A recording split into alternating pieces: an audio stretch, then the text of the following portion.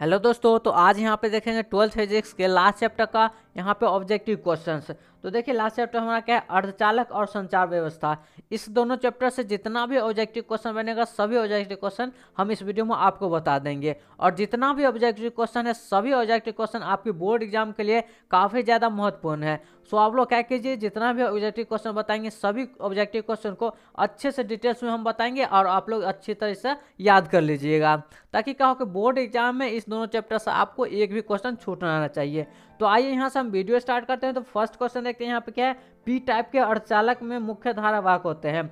और हम आपको एक बात बता देते हैं कि बताए थे क्या कि बुक 2 का जितना भी चैप्टर है सभी चैप्टर का ऑब्जेक्टिव क्वेश्चन करा दिए हैं, करा देंगे। तो यहाँ पे क्या किए, यहाँ पे सभी चैप्टर का हम आपको ऑब्जेक्टिव क्वेश्चन करा दिए हैं, इसलिए आप लोग क्या कीजिए, वीडियो को लाइक जरूर कर दीजिए और हमारे कमेंट बॉक्स में बताइएगा कि आपको ये वीडियो कैसा लगा। तो फर्स्ट क्वेश्चन पूछ पी टाइप पूछा है ना, यानी देखिए ये जो अर्धचालक होता है यानी सेमीकंडक्टर जो होता है वो कितने प्रकार का होता है, तो दो प्रकार का होता है, एक होता है पी टाइप, एक होता है एन टाइप। अब बताते हैं ये पी टाइप और एन टाइप क्या होता है। तो देखिए इसमें क्या पूछा, पी टाइप में अर्धचालक में मुख्य धारावाहक होते हैं। तो अब यहाँ पे मान लेते हैं ये पी टाइप है और एन टाइप है। तो अब अर्धचालक है, इसमें क्या होता है, करंट का फ्लो होता है।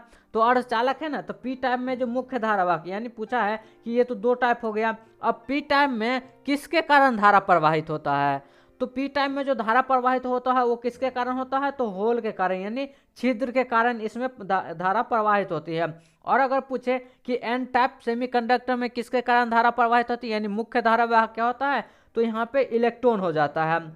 तो देखिए यहाँ पे क्या होल है, यहाँ पे इलेक्ट्रॉन है, इसका मतलब ये नहीं कि पी टाइप जो हो उसमें इलेक्ट्रॉन नहीं होगा। दोनों में क्या रहता है, इसमें भी होल रहता है, इसमें भी इलेक्ट्रॉन रहता है, यानी दोनों में होल और इलेक्ट्रॉन दोनों में रहता है। लेकिन क्या होता है कि पी टाइप जो सेमीकंडक्टर है इसमें होल्स की संख्या बहुत ज़्यादा रहती है और इलेक्ट्रॉन की संख्या क्या रहती है, बहुत कम रहती है। तो जब यहाँ पे क्या है, बहुत कम यानी माइनॉरिटी क्या रहते हैं, इलेक्ट्रॉन रहते हैं पी टाइम में। तो इसमें जो यहाँ पे कंडक्टिविटी होती है वो किसके कारण होती है, होल्स के कारण। और बात करें एन टाइम में, तो एन टाइम में यहाँ पे इलेक्ट्रॉन की संख्या बहुत ज़्यादा होती है और यहाँ पे क्या है, होल्स की संख्या बहुत कम होती है। इसलिए एन टाइप सेमीकंडक्टर में कंडक्टिविटी किसके कारण आता है, तो इलेक्ट्रॉन के कारण आता है। तो जब पूछे कि पी टाइप में यहाँ पे पी टाइप अर्धचालक में मुख्य धारावाहक, तो होल हो जाएगा। पूछे एन टाइप में मुख्य चालक यहाँ मुख्य धारावाहक क्या हो जाएगा, यहाँ पे इलेक्ट्रॉन हो जाएगा। और पूछेगा यहाँ पे माइनॉरिटी कैरियर चार्ज, तो इसमें क्या हो जाएगा, एन टाइप में पूछेगा तो होल और पी टाइप में इलेक्ट्रॉन हो जाएगा। अब देखिए ये तो हो गया बात। अब यहाँ पे एक और बात यह है कि एक और आपसे ऑब्जेक्टिव क्वेश्चन पूछ सकता है कि यदि पी टाइप कोई अर्धचालक है उसको हम यहाँ पे पी टाइप बनाना चाहते हैं तो उसके लिए हमें क्या करना होगा। तो देखिए पी टाइप बनाने यानी सबसे पहले हम आपको बता देते हैं कि दो यहाँ पे क्या करता है, एक होता है यहाँ पे ट्राइवैलेंट और दूसरा यहाँ पे होता है पेंटावैलेंट होता है। अब कोई भी अर्धचालक है अगर उसमें हम यहाँ पे ट्राइवैलेंट एक होता है और दूसरा क्या होता है यहाँ पे पेंटावैलेंट। तो जब हम यहाँ पे ट्राइवैलेंट मिलाते हैं तब क्या होता है, हमारा नंबर ऑफ होल्स इंक्रीज करता है। क्या करता है, नंबर ऑफ छिद्र जो होता है वो यहाँ पे बढ़ जाता है। कब, जब उसमें हम ट्राइवैलेंट मिलाते हैं। और ये ट्राइवैलेंट क्या होता है, अशुद्धि होता है। और यहाँ पे सेमीकंडक्टर में अशुद्धि मिलाने की प्रक्रिया को क्या कहते हैं, डोपिंग कहते हैं। ये सब भी याद कर लीजिए। तो ट्राइवैलेंट जब यहाँ पे सेमीकंडक्टर में मिलाते हैं तब क्या होता है, हमारा नंबर ऑफ होल्स बढ़ जाता है जिसके कारण हमारा पी टाइप सेमीकंडक्टर बन जाता है। और जब पेंटावैलेंट मिलाते हैं तो हमारा इलेक्ट्रॉन की संख्या बढ़ जाती है जिसके कारण क्या होता है, हमारा एन टाइप सेमीकंडक्टर बन जाता है। तो ये देख लिए यहाँ पे। तो देखिए फर्स्ट का राइट आंसर क्या हो जाएगा, ऑप्शन बी बिल्कुल सही हो जाएगा, होल हो जाएगा। अब बात करते हैं यहाँ पे सेकेंड नंबर क्वेश्चन की कि पी टाइप अर्धचालक प्राप्त करने के लिए जर्मेनियम में त्रिसंयोजक मिलाया जाता है, लेकिन एन टाइप प्राप्त करने के लिए क्या मिलाया जाता है। तो अभी आपको जस्ट बताए हैं कि पी टाइप यहाँ पर क्या होता है, दो प्रकार का होता है, एक होता है त्रिसंयोजक, एक होता है पंच संयोजक। एक यहाँ पे ट्राइवैलेंट हो गया और दूसरा पेंटावैलेंट। तो ट्राइवैलेंट क्या करता है, नंबर ऑफ होल्स को इंक्रीज करता है, यानी क्या कि पी टाइप को यहाँ पे इंक्रीज करता है। और एन टाइप में क्या होगा, तो पी यानी पेंटावैलेंट जब मिलाएंगे यानी पंच संयोजक मिलाएंगे तब क्या होगा, नंबर ऑफ इलेक्ट्रॉन यहाँ पे बढ़ेगा। और जब नंबर ऑफ इलेक्ट्रॉन बढ़ेगा तब क्या होगा, हमारा एन टाइप सेमीकंडक्टर बन जाएगा। तो क्या करेंगे हम, इसमें पंच संयोजक मिलाएंगे। तो का राइट आंसर क्या हो जाएगा, यहाँ पे ऑप्शन बी बिल्कुल सही हो जाएगा। अब बात करते हैं यहाँ पे हम 3 नंबर क्वेश्चन की कि नोर गेट के लिए बूलियन व्यंजक है। नोर गेट के लिए सबसे पहले जान लेते हैं गेट क्या होता है। तो देखिए इससे पहले गेट का जो यहाँ पे मूल जो गेट होता है, बेसिक गेट क्या होता है, 3 होता है। एक क्या होता है यहाँ पे और हो गया, दूसरा हमारा क्या होता है यहाँ पे एंड हो गया, दूसरा एंड हो गया, और तीसरा क्या होता है यहाँ पे नोट गेट होता है। इसी तीनों गेट को मिला के यहाँ पे क्या बनाते हैं, तो हम 5-6 प्रकार के गेट बनाते हैं। तो वैसे देखिए यहाँ पे 12th में केवल यहाँ कितना पढ़ना है, 5 गेट ही पढ़ना है। उससे एक होता है एक्स नोट गेट भी होता है। क्या होता है, एक्स नोट गेट, जो अभी यहाँ पे नहीं पढ़ना है। तो देखिए क्या पढ़ना है, or gate, and gate, nor gate, not gate और नॉर गेट और नंड गेट, ये 5 होता है। और मूल गेट अगर पूछे तो मूल गेट कौन कौन सा होता है, तो 3 प्रकार का होता है। एक होता है और हो गया, यहाँ पे दूसरा हो गया एंड हो गया, और तीसरा क्या यहाँ पे हो गया, तो नोट हो गया। नोट और को मिला के हम यहाँ पे नोर बनाते हैं, और एंड और नोट को मिला के हम नंड बनाते हैं। अब पूछा यहाँ पे क्या, नोर गेट का ना, तो हम नोट और को मिला क्या बनाते हैं, नोर बनाते हैं। तो अब नो और गेट का सबसे पहले देखते हैं कि बुलियन व्यंजक। और गेट का बुलियन व्यंजक क्या होता है, ए प्लस बी बराबर वाई होता है। ए प्लस बी बराबर वाई होता है। अब इसका जब हम कंप्लीमेंट निकाल देंगे तब हमारा क्या निकल जाएगा, यहाँ पे नॉर गेट, तो ए प्लस बी का बार इजकल टू वाई हो जाएगा, जो कि ऑप्शन क्या है, ऑप्शन ए में है। तो 3 का राइट आंसर ऑप्शन ए बिल्कुल सही हो जाएगा। अब ये बात करते हैं यहाँ पे 4 नंबर क्वेश्चन की। तो इसमें दशमलव अंक पद्धति की संख्या 27 की द्विआधारी पद्धति में समतुल्य होगी।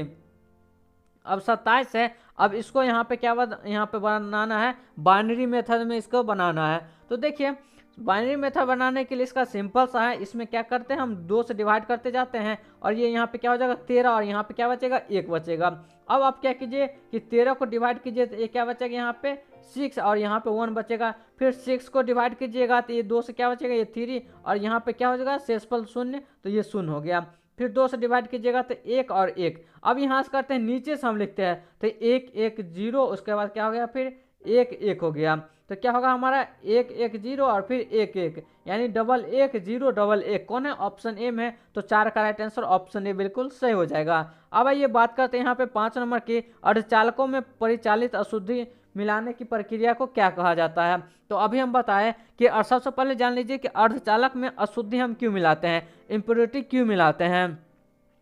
तो अर्धचालक का जानते हैं कि कंडक्टिविटी क्या होता है, उसका कम होता है। तो अर्धचालक में हम कंडक्टिविटी यानी क्या कि चालकता बढ़ाने के लिए हम क्या करते हैं, अशुद्धि को मिलाते हैं।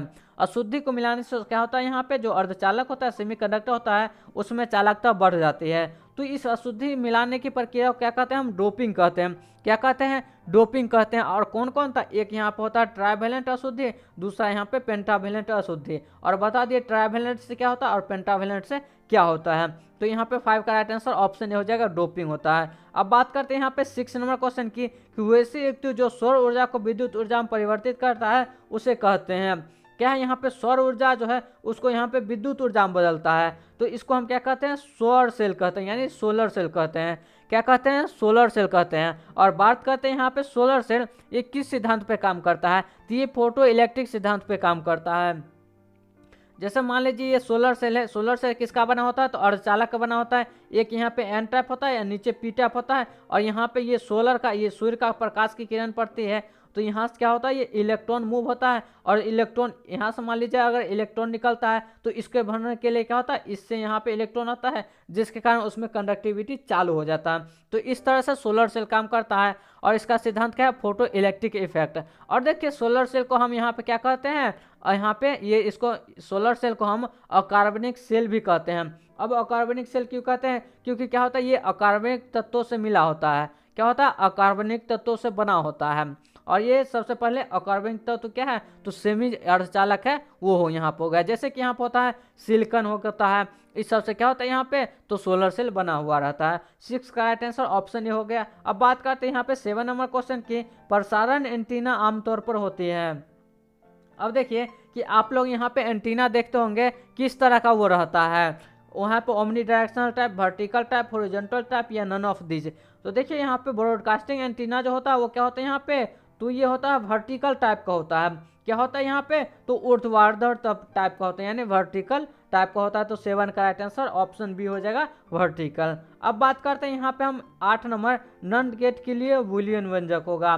तो देखिए नंड गेट सबसे पहले किससे बनता है, तो एंड और नोट को मिला के क्या बनता है, नंड गेट बनता है। एंड और नोट को मिला क्या बनता है, नंड गेट बनता है। तो अब क्या करेंगे हम, एंड गेट का जो बूलियन व्यंजक होगा उसको हम यहाँ पे कंप्लीमेंट निकाल देंगे। तो अब बात करते हैं एंड गेट का बूलियन व्यंजक क्या होता है, तो एंड गेट का होता है a dot B equal to Y होता है। अब इसका हमें कंप्लीमेंट निकालना है, तो हम यहाँ पे इस पर बार लगा दिए, तो ये हमारा क्या हो गया, नंड गेट हो गया।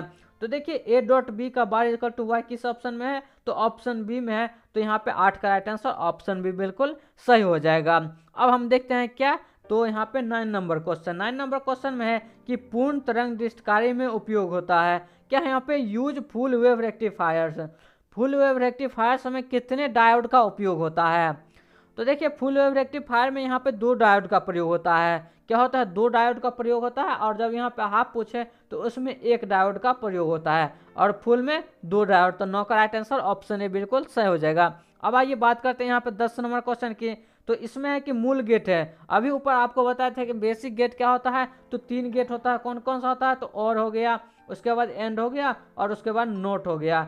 और यहाँ पे क्या है, एंड और नोट, ये तीनों क्या हो गया, यहाँ पे मूल गेट हो गया। और अगर बात करें तीनों के यहाँ पे विलियन व्यंजक की, तो एंड का विलियन व्यंजक क्या होता है, A dot B equal to Y.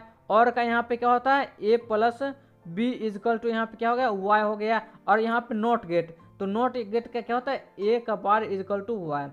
इसका मतलब हो गया कि ए का कॉम्प्लीमेंट यानी ए का क्या हो जाएगा, उल्टा हो जाएगा। ये हो गया नॉट गेट हो गया। ये तीनों क्या हो गया, मूल गेट हो गया। अब यहाँ पे आइए बात करते हैं 11 नंबर क्वेश्चन की। एक डायोड में प्रयुक्त हो सकता है। देखिए ये डायोड है, ये डायोड हम किस लिए प्रयोग करते हैं, डायोड जो है वो किस लिए हम प्रयोग करते हैं, तो डायोड हम इसलिए प्रयोग करते हैं ताकि क्या हो कि हम एसी करंट को डीसी में परिवर्तित कर सके। किस लिए प्रयोग करते हैं, एसी करंट को हम डीसी में बदलने के लिए यहाँ पे प्रयुक्त करते हैं। और इसका यहाँ पे उपयोग कहाँ होता है, तो रेक्टिफायर में होता है।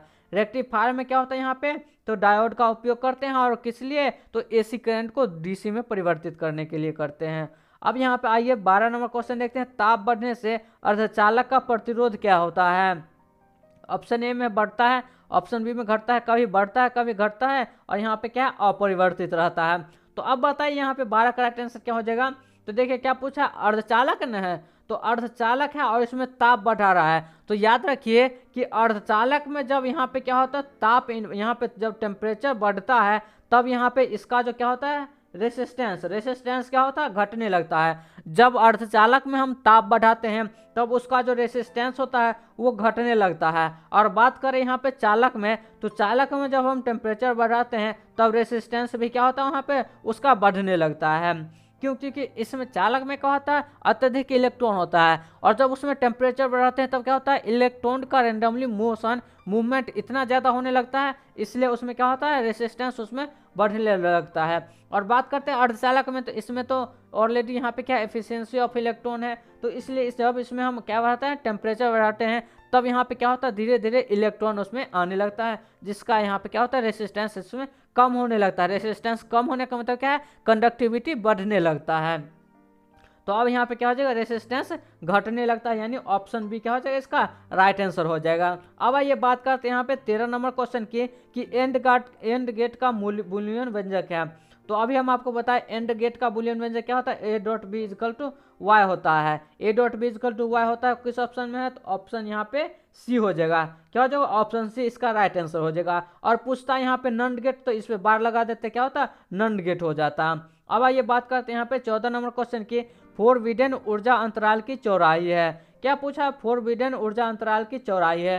तो अब देखिए ये जो ऊर्जा अंतराल होता है, सबसे पहले ये देखते हैं क्या होता है। तो अब यहाँ पे क्या है, ऊर्जा अंतराल। तो देखिए इसमें क्या होता है, ऊर्जा अंतराल यानी ठोसों में क्या होता है, बैंड का प्रकार होता है। कौन कौन सा प्रकार होता है, देखिए कोई यहाँ पे क्या है, सॉलिड है। सॉलिड में क्या होता है, ऊर्जा बैंड के प्रकार होता है। एक होता है यहाँ पे चालन बैंड, दूसरा यहाँ पे संयोजी ऊर्जा बैंड, तीसरा होता है वर्जित ऊर्जा बैंड, यानी जिसको हम यहाँ पे क्या कहते हैं, फॉरबिडन एनर्जी गैप। इसको हिंदी में यहाँ पे वर्जित ऊर्जा अंतराल कहते हैं। अब यही पूछा फॉरबिडन एनर्जी गैप, तो ये क्या होता है कि चालन बैंड यानी कंडक्शन बैंड और संयोजी बैंड के बीच जो इसमें ऊर्जा का जो अंतर रहता है, उसी ऊर्जा के अंतर को हम यहाँ पे क्या कहते हैं, फॉरबिडन एनर्जी गैप कहते हैं। क्या कहते हैं, चालन बैंड जो हमारा हो गया, और यहाँ पे क्या होता है, संयोजी बैंड। क्या होता है, चालन बैंड और संयोजी बैंड के बीच ऊर्जा के अंतर जो रहता है, उसी को हम यहाँ पे क्या कहते हैं, फॉरबिडन एनर्जी गैप कहते हैं। अब बात करते हैं चालन में, तो चालन में इलेक्ट्रॉन उपस्थित रहता है। इसका इलेक्ट्रॉन क्या होता है, यहाँ पे न्यूक्लियस, ये नाभिक से ये पूर्ण इंडिपेंडेंट रहता है। अगर बात करें संयोजी में, तो संयोजी में भी इलेक्ट्रॉन रहता है, लेकिन नाभिक से यहाँ पे उसके अंदर में रहता है। अब बात करते हैं यहाँ पे किसमें, फॉरबिडन एनर्जी गैप में, यानी फॉरबिडन ऊर्जा अंतराल में, तो इसमें इलेक्ट्रॉन रहता ही नहीं, उपस्थित ही नहीं रहता है। तो अब यहाँ पे क्या हो जाएगा, फॉरबिडन, यहाँ पे क्या, फॉरबिडन ऊर्जा अंतराल की चौड़ाई अधिकतम किस में होती है, अधिकतम मतलब क्या है कि उसमें यहाँ पे अचालक, यहाँ पे क्या हो जाएगा, अचालकों में, यानी नॉन मेटल में हो जाएगा। नॉन मेटल मतलब क्या है कि कंडक्टिविटी उसमें नहीं है। जब ये यहाँ पे इसकी ऊर्जा की चौड़ाई ज़्यादा हो जाएगी तब ये उसमें कंडक्शन नहीं होगा, यानी वो क्या हो जाएगा, अचालक हो जाएगा। अब बात करते हैं यहाँ पे 15 नंबर क्वेश्चन की, संयोजक ऊर्जा बैंड और चालन ऊर्जा बैंड के बीच के अंतराल को क्या कहते हैं। तो अभी हम बताएं फॉरबिडन एनर्जी गैप कहते हैं, जिसको यहाँ पे हम बैंड गैप कहते हैं। तो 15 का राइट आंसर ऑप्शन बी बिल्कुल सही हो जाएगा, बैंड गैप। इसको हम क्या कहते हैं, एनर्जी बैंड भी कहते हैं, बैंड गैप को एनर्जी बैंड भी कहते हैं। अब 16 नंबर क्वेश्चन में है कि बाइनरी द्विआधारी सिद्धांत में 1 से 11 निरूपित करता है, यानी बाइनरी नंबर थ्योरी जो होता है उसमें 1 से 11 किस अंक को निरूपित करता है। तो इससे पहले हम आपको 2 से डिवाइड करके बताए थे, तो वो क्या था, वहाँ पे अंक था तब ना हम 2 से डिवाइड किए थे। अब ये क्या है, बाइनरी डिजिट है, तो इसमें हम 2 से डिवाइड नहीं करेंगे। अब देखिए हम डिवाइड नहीं करेंगे तो हम यहाँ पे अपने मन में सोचेंगे कि 1 से 11 किसका होगा। तो अगर बात करते हैं यहाँ पे 3 की, तो इसमें हम 2 से डिवाइड करेंगे तो 1 बचा, तो यहाँ पे तो 1 हो गया, 1 हो गया। अब बात करते हैं यहाँ पे 7 नंबर की, 7 यहाँ पे हो गया। अब इसमें हम 2 से डिवाइड किए तो ये क्या बचा यहाँ पे, ये हो गया 3। अब यहाँ पे 1, अब इसको फिर से हम 2 से डिवाइड करें, ये हो जाएगा 1 1। अब यही ना हो गया यहाँ पे 3 1, यानी 1 से 11। तो अब यहाँ पे क्या हो जाएगा, 16 का राइट आंसर ऑप्शन सी बिल्कुल सही हो जाएगा, 7 हो जाएगा। क्या हो जाएगा यहाँ पे, 7 इसका राइट आंसर हो जाएगा। अगर आपको यहाँ पे 100 का जांच करना होता तो 100 का यहाँ पे क्या हो जाएगा, तो 100 यहाँ पे हो गया। अब इसको 2 से डिवाइड करते हैं, यहाँ पे 50 आ जाता है, ये हो गया 0। यहाँ पे फिर ये हो क्या हो जाता है, यहाँ पे 25 हो गया, ये 0। अब 25 को फिर 2 से डिवाइड करते हैं तो ये हो जाता है यहाँ पे 12 और यहाँ पे 1 हो जाता है। अब 12 को फिर 2 से डिवाइड करते तो यहाँ पे 0 और वहाँ पे 6 आता, फिर 6 को 2 से तो ये 0 और फिर क्या आता है 3, फिर 2 से डिवाइड करते हैं तो 1 1 आता। अब 1 1 को यहाँ पे क्या लगता है 1 1, फिर 0 0 1 0 0, इस तरह से यहाँ पे क्या होता, बाइनरी डिजिट में हो जाता। तो अब यहाँ पे देखते हैं हम next question 17 number, N type अर्धचालकों में अल्पसंख्यक धारावाही होते हैं। अब बताइए यहाँ पे एन टाइप सेमीकंडक्टर है, इसमें माइनॉरिटी करंट कैरियर क्या है। अच्छे से क्वेश्चन को पढ़कर यहाँ पे बताइए इसका राइट आंसर क्या हो जाएगा। क्या है, माइनॉरिटी करंट कैरियर है, अल्पसंख्यक धारावाही है। इस शब्द पे ध्यान दीजिए। क्या होता है, मुख्य धारावाहक होता है, तब यहाँ पे उसका राइट आंसर इलेक्ट्रॉन होता है। एन टाइप में कंडक्टिविटी किसके कारण आती है, इलेक्ट्रॉन के कारण। लेकिन पूछा है अल्प, यानी क्या कि माइनॉरिटी करंट कैरियर किसके कारण आता है, तो होल के कारण आता है, यानी छिद्र के कारण आता है। हम आपको बताएं ना कि ये पी टाइप है, एन टाइप है, दोनों में क्या रहता है, होल और इलेक्ट्रॉन दोनों में रहता है। इसमें भी होल रहता है और इलेक्ट्रॉन भी रहता है, और इसमें भी होल रहता है और इलेक्ट्रॉन रहता है। लेकिन पी टाइप में होल की संख्या ज़्यादा और इलेक्ट्रॉन की संख्या कम, एन टाइप में होल की संख्या कम और इलेक्ट्रॉन की संख्या ज़्यादा होती है। तो यहाँ पे क्या है, इसमें होल की संख्या कम है, तो यही नहीं हुआ माइनॉरिटी करंट कैरियर, और मेजॉरिटी करंट कैरियर कौन हुआ, इलेक्ट्रॉन हुआ।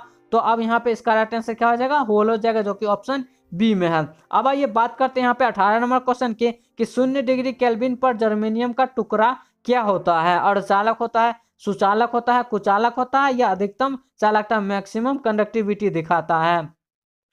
तो देखिए सबसे पहले बात करते हैं यहाँ पे जर्मेनियम। तो जर्मेनियम क्या है, एक सेमीकंडक्टर है, सेमीकंडक्टर एलिमेंट है ना, तो जर्मेनियम सेमीकंडक्टर एलिमेंट है। तो अब इसको हम बात करते हैं यहाँ पे 0 डिग्री टेम्परेचर पे। वैसे यहाँ पे बात करते हैं सबसे पहले रूम पे, रूम यहाँ पे क्या, रूम टेम्परेचर पे। तो यहाँ पे ये जर्मेनियम, अब इसको हम निकालते हैं रूम टेम्परेचर पे। तो एट यहाँ पे अगर निकाले रूम टेम्परेचर पे, तो रूम टेम्परेचर यहाँ पे क्या हो जाएगा, तो 273 केल्विन हो जाएगा।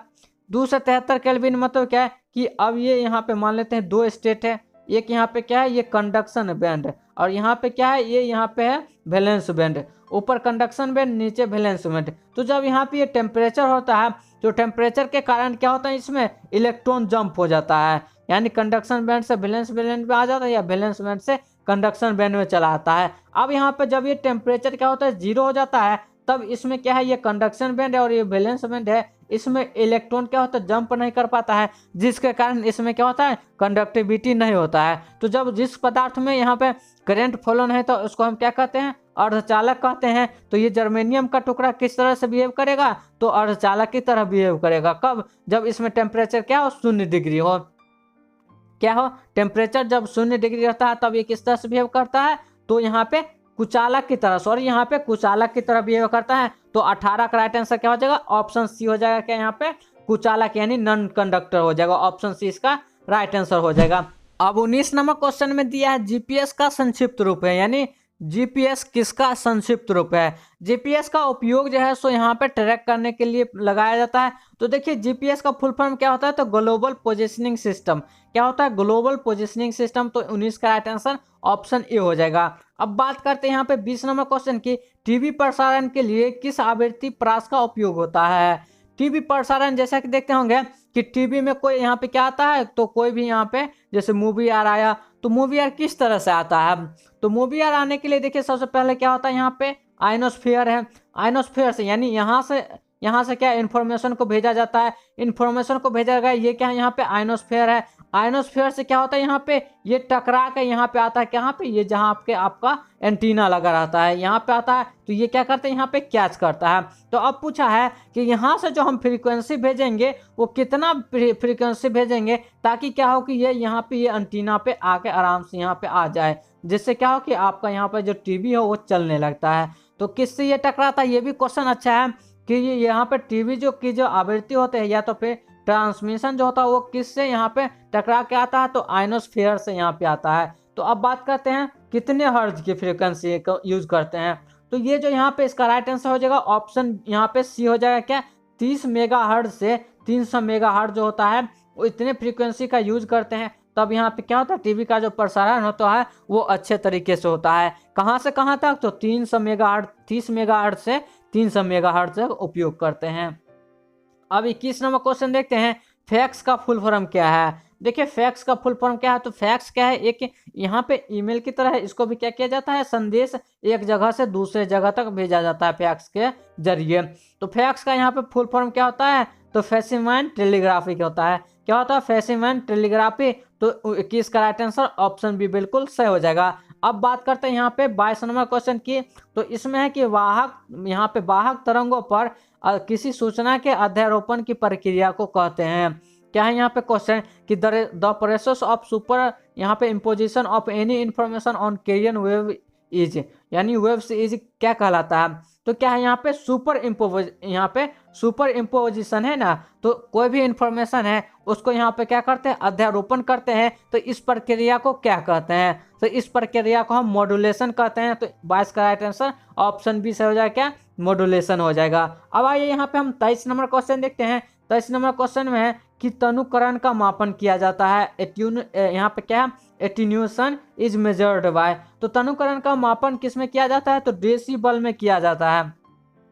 किस में किया जाता है, तो डेसिबल में किया जाता है। ओम मतलब क्या हो गया, रेसिस्टेंस का यहाँ पे मापन ओम में किया जाता है। साइमेंस का मापन यहाँ पे क्या, मोह यहाँ पे रिएक्टेंस हो गया। अब यहाँ पे क्या पूछा है, तनुकरण, तो तनुकरण को किस में मापा जाता है, तो डेसिबल में। तो यहाँ पे 23 का राइट आंसर ऑप्शन ए हो जाएगा, डेसिबल। अब बात करते हैं यहाँ पे 24 नंबर क्वेश्चन की कि एक संस्था में स्थापित आंतरिक नेटवर्क को कहा जाता है। तो आंतरिक नेटवर्क को क्या कहा जाता है, लोकल एरिया नेटवर्क यानी LAN कहा जाता है। क्या कहा जाता है, लैन कहा जाता है, यानी लोकल एरिया नेटवर्क कहा जाता है। तो 24 का राइट आंसर ऑप्शन बी से हो जाएगा, लोकल एरिया नेटवर्क। अब आइए बात करते हैं यहाँ पे 25 नंबर क्वेश्चन की ना। 25 में यहाँ पे क्या है कि डिजिटल संकेत में संभव मान है, एकदम अच्छा क्वेश्चन है। The possible value in digital signal, digital signal में कौन कौन सा मान पॉसिबल है, 0 एंड 1, 0 तथा 1 के बीच सभी मान, ऑल वैल्यूज या नन ऑफ दीज। तो बताइए इसका राइट आंसर क्या हो जाएगा।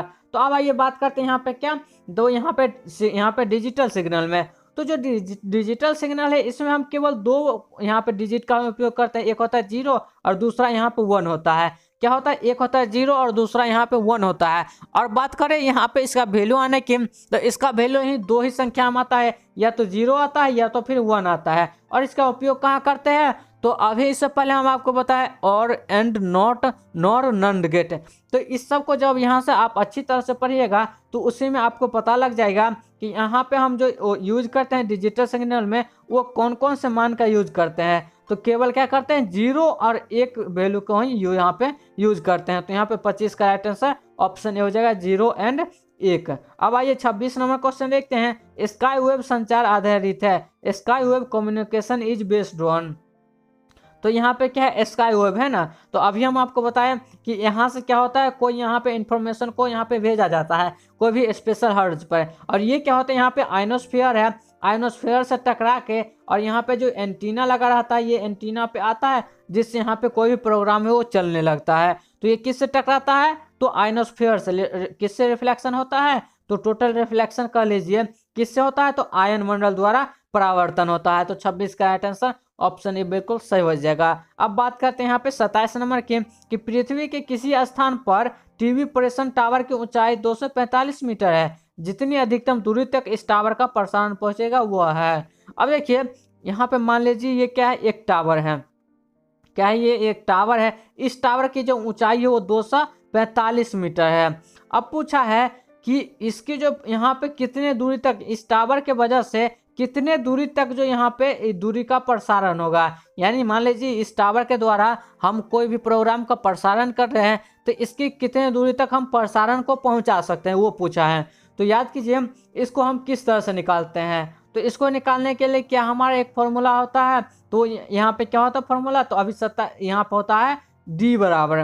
तो डी बराबर हमारा क्या होता है, यहाँ पे रूट अंडर क्या होता है हमारा 2RH होता है। क्या होता है, डी बराबर रूट अंडर 2RH। और ये क्या हमारा डिस्टेंस, तो दूरी निकाल रहे हैं। यहाँ पे 2 हमारा हो गया, आर क्या हो गया यहाँ पे, तो रेडियस हो गया, एच क्या हो गया यहाँ पे हाइट हो गया। अब बोलिएगा कि यहाँ पे हम आर रेडियस किसका लेंगे, तो हम रेडियस किसकी लेते हैं, तो पृथ्वी की रेडियस लेते हैं। यानी क्या कि पृथ्वी की रेडियस कितनी होती है, तो 64 किलोमीटर होता है। क्या होता है, 64 किलोमीटर होता है किसकी, तो पृथ्वी की त्रिज्या होती है। तो अब यहाँ पे हम डी बराबर निकालते हैं, तो क्या हो जाएगा, रूट अंडर हो जाएगा यहाँ पे 64 किलोमीटर। अब ये 245 मीटर है, इसको अगर हम किलोमीटर में बदलेंगे तो ये क्या हो जाएगा 245 इंटू यहाँ पे क्या हो जाएगा 10⁻³ किलोमीटर। अब यहाँ पे हम ये जो रूट यहाँ पे ये 2 भी था, यहाँ पे 2 हो जाएगा। तो अब इसको यहाँ पे हम सॉल्व करेंगे तो ये क्या हो जाएगा, यहाँ पे 5600 मीटर आएगा। 5600 मीटर मतलब क्या कि 56 किलोमीटर हो जाएगा, यानी 56,000 मीटर आएगा। तो 56,000 मीटर मतलब क्या कि 56 किलोमीटर। तो 27 का राइट आंसर क्या हो जाएगा, ऑप्शन सी से हो जाएगा 56 किलोमीटर हो जाएगा। अब आइए बात करते हैं यहाँ पे 28 नंबर क्वेश्चन की, रडार द्वारा दूरसंचार में किसी बिंदु यहाँ पे क्या है, विद्युत चुंबकीय तरंग का उपयोग किया जाता है। अब यहाँ पे क्या है कि रडार तो जानते होंगे, रडार यहाँ पे क्या किया जाता है, तो रडार से कोई भी वस्तु की यहाँ पे डिस्टेंस पता लगाई जाती है, या ये तो उसकी यहाँ पे कौन सी वस्तु है वो पता लगाई जाती है। तो जब यहाँ पे क्या है कि रडार द्वारा दूरसंचार में विद्युत चुंबकीय तरंग का उपयोग होता है, वो कौन सा तरंग है, माइक्रोवेव है, परावैंगनिक किरण, अवरक्त विकिरण, या इनमें से कोई नहीं।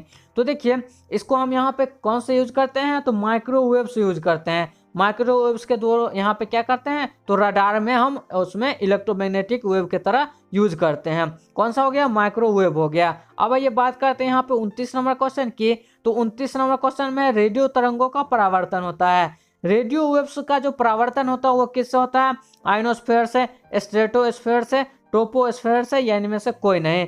तो इसका भी जो यहाँ पे परावर्तन होता है वो आयनोस्फेयर से ही होता है। तो इसका राइट आंसर ऑप्शन ए हो जाएगा, बिल्कुल सही है। अब आइए बात करते हैं यहाँ पे क्या, तो यहाँ पे 30 नंबर की, उससे पहले जान लीजिए क्या है यहाँ पे रेडियो तरंग है ना।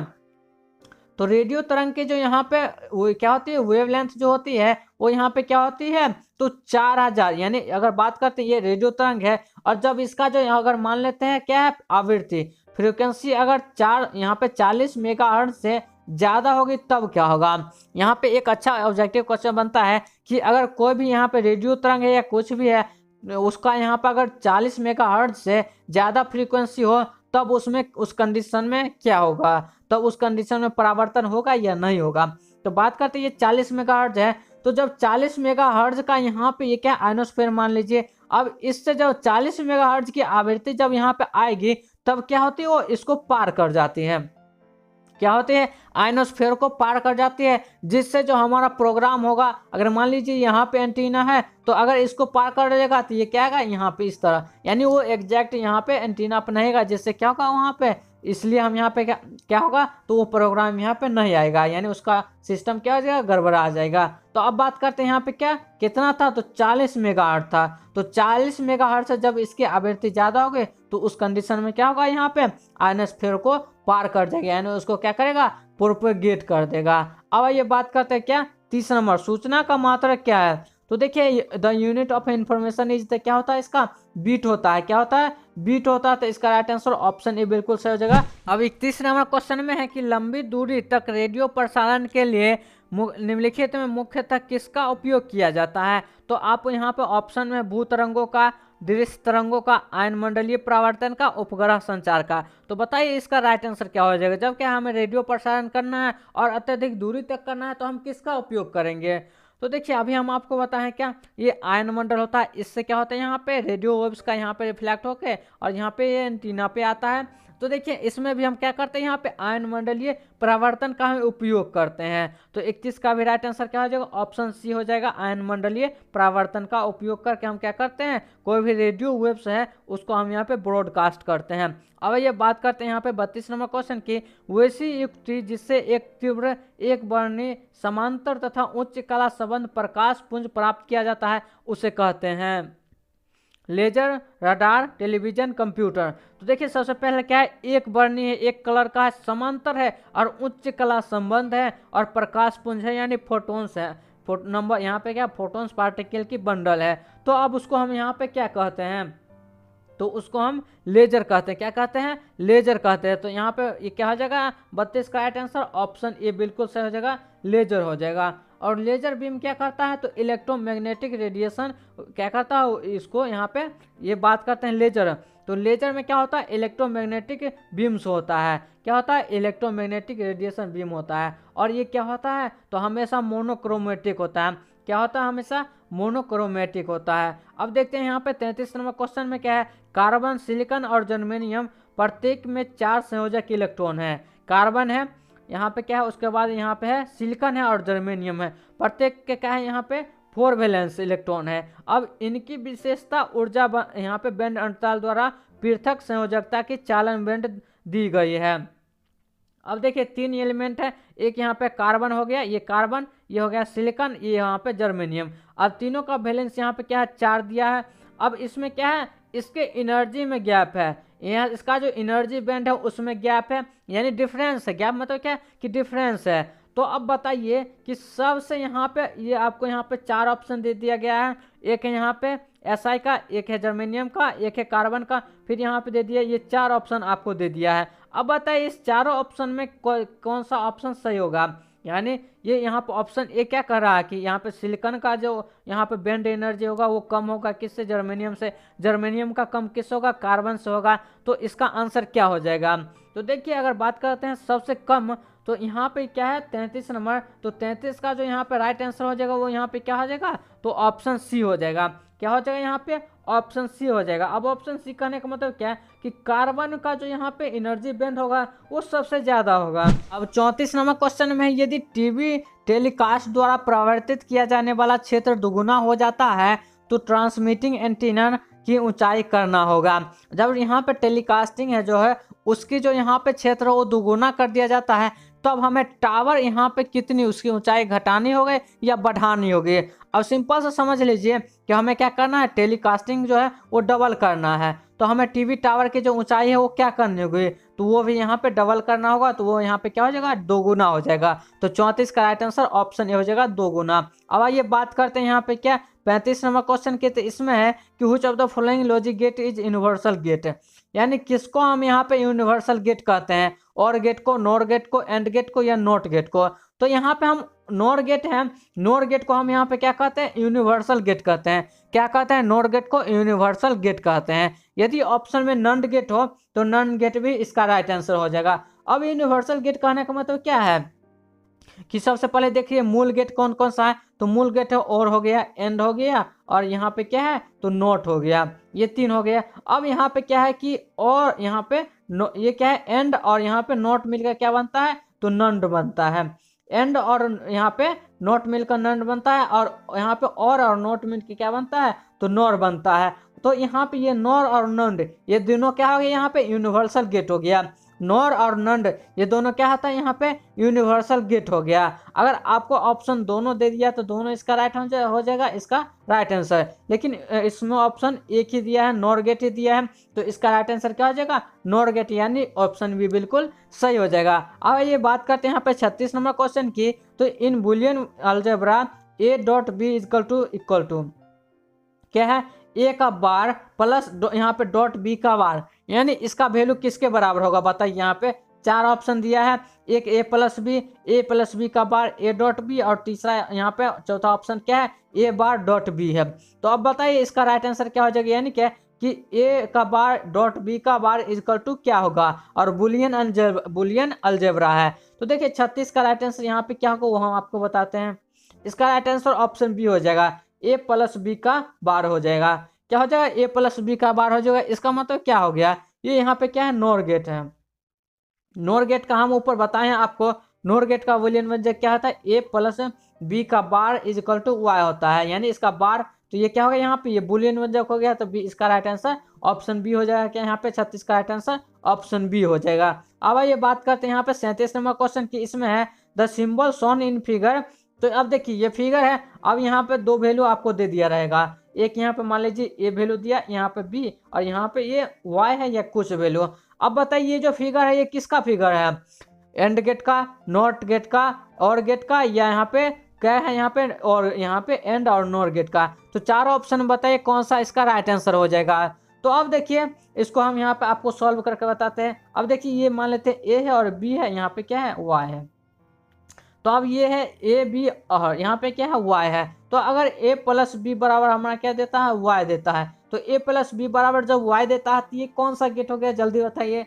अगर इस पे बार लगा देते हैं तो ये बार क्या हो जाता है हमारा नॉर गेट हो जाता है, और ए प्लस बी हमारा क्या हो जाएगा और यहाँ पे और गेट हो जाएगा। तो 37 का राइट आंसर क्या हो जाएगा ऑप्शन बी हो जाएगा, और गेट इसका राइट आंसर हो जाएगा। और यहाँ पे 38 नंबर में भी क्वेश्चन है, अब ये कौन सा गेट है ये आप हमें बताइए क्या हो जाएगा। तो देखिए यहाँ पे सिंबल यहाँ पे नॉट, यहाँ पे ये नॉट गेट हो जाएगा, और गेट हो जाएगा, एंड गेट हो जाएगा, या नॉर गेट हो जाएगा। तो देखिए सिंपल सा है, यहाँ पे ए है और यहाँ पे वाई है। तो ए यहाँ पे क्या है, यहाँ पे बूंद का, तो ए का बार इज इक्वल टू क्या है यहाँ पे वाई है, ए का bar is equal to Y है। इसका मतलब क्या हो गया, यानी ए का bar is equal to Y हो गया। इसका मतलब कौन सा गेट होगा। तो देखिए हम बताएं आपको पीछे जब इस तरह का था वो कौन सा गेट होता है, तो नॉट गेट होता है। कौन सा होता है, तो नॉट गेट होता है। तो 38 का राइट आंसर क्या हो जाएगा ऑप्शन ए हो जाएगा, नॉट गेट हो जाएगा। तो अब देखिए यहाँ पे इसका राइट आंसर नॉट गेट हो गया। तो अब यहाँ से हम ये क्या होता है यहाँ पे ये आपका चैप्टर समाप्त होता है। जितना भी इसमें इंपॉर्टेंट ऑब्जेक्टिव क्वेश्चन था सभी ऑब्जेक्टिव क्वेश्चन हम आपको बता चुके हैं। तो अब आप लोगों को क्या करना है, इस वीडियो को लाइक कर दीजिए, हमारे कमेंट बॉक्स में बताइए कि ये वीडियो आपको कैसा लगा, और हमारे चैनल को सब्सक्राइब करके ज़रूर रख दीजिए, क्योंकि क्या होगा कि अब इसके बाद हम आपको सब्जेक्टिव क्वेश्चन बना के देने जा रहे हैं। जितना भी सब्जेक्टिव क्वेश्चन होगा, यानी क्या कि टोटल कितना चैप्टर है 14 चैप्टर है। 14 चैप्टर में से जितना भी आपको हम शॉर्ट यानी जितना भी मोस्ट प्रीवियस सब्जेक्टिव क्वेश्चन है सभी सब्जेक्टिव क्वेश्चन का वीडियो हम आपको बना के दे देंगे। तो अब हमें बताइए कि वो वीडियो आपको किस दिन चाहिए। तो अब हम फिर मिलते हैं अगले वीडियो में, तब तक के लिए बाय बाय।